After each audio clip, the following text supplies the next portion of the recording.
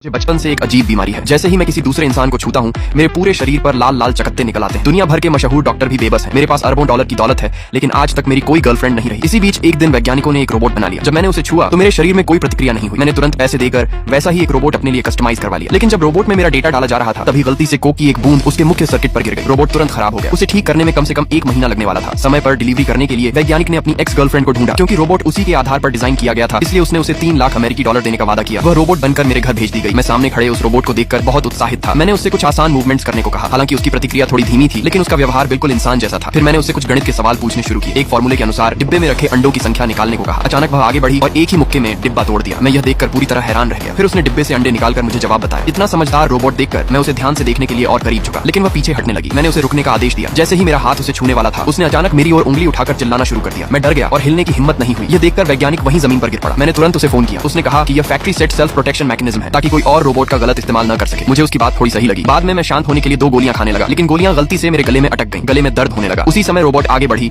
और उसने मेरी मदद करके गोलियां बाहर निकाल दी। ये देखकर मुझे कुछ अजीब लगा क्योंकि मैंने उसे कोई आदेश नहीं दिया था। मैंने उंगली बढ़ाकर जांचने की कोशिश की कि वह सच में रोबोट है या नहीं। तभी उस औरत ने मेरा हाथ पकड़ लिया। वैज्ञानिक के आश्चर्य के लिए मुझे कोई एलर्जी या चकत्ते नहीं हुए। यह बेहद असली जैसा दिखने वाला रोबोट न सिर्फ मसाज और घर का काम कर सकता था बल्कि तरह तरह के स्वादिष्ट व्यंजन भी बना सकता था। उसे इतना आज्ञाकारी देखकर मेरे मन में एक साहसी विचार आया